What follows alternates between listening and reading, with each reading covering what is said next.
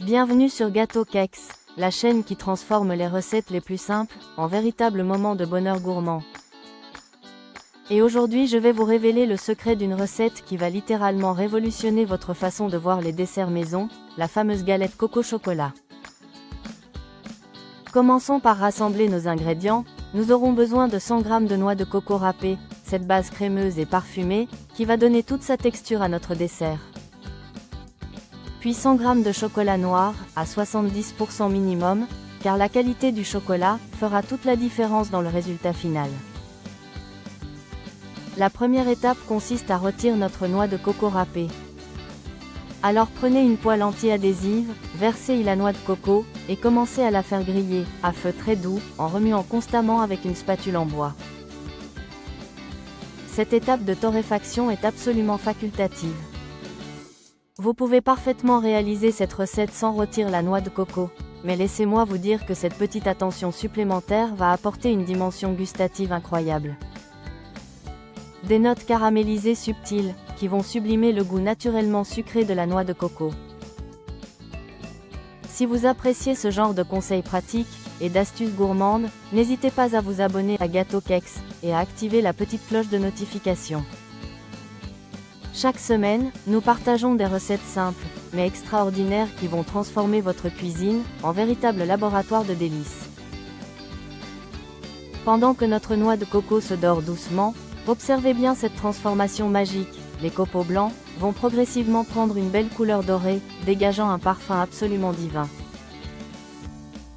Tournez régulièrement pour éviter que certains morceaux ne brûlent, car l'objectif est d'obtenir une coloration uniforme et harmonieuse.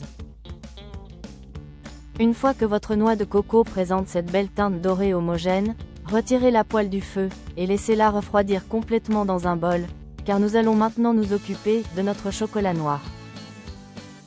Pour faire fondre le chocolat de manière parfaite, nous allons utiliser la technique du bain-marie, cette méthode douce qui préserve toutes les qualités gustatives du chocolat.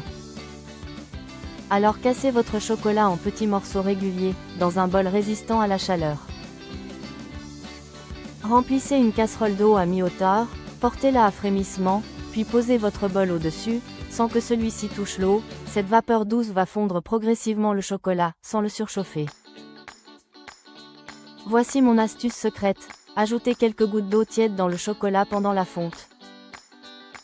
Cela peut paraître surprenant, car on dit souvent que l'eau et le chocolat ne font pas bon ménage, mais en réalité, quelques gouttes permettent d'obtenir une texture parfaitement lisse et brillante. Mélangez délicatement avec une spatule en silicone, en effectuant des mouvements circulaires, du centre vers l'extérieur. Observez comme le chocolat devient progressivement onctueux et brillant, c'est exactement la consistance que nous recherchons. Dès que votre chocolat présente cette texture parfaitement lisse, retirez le bol du bain-marie. Et versez immédiatement le chocolat fondu sur la noix de coco refroidie. Cette rencontre entre le chocolat chaud et la noix de coco va créer une harmonie de saveurs exceptionnelle. Mélangez énergiquement avec une cuillère en bois ou fouet, jusqu'à ce que tous les copeaux de noix de coco soient parfaitement enrobés de chocolat.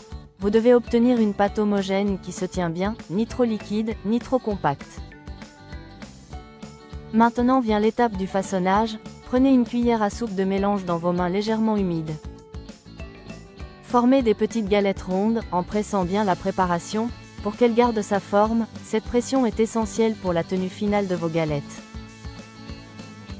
Disposez chaque galette sur une plaque recouverte de papier sulfurisé, en laissant un petit espace entre chacune, puis laissez-les sécher à l'air libre, pendant 30 minutes minimum.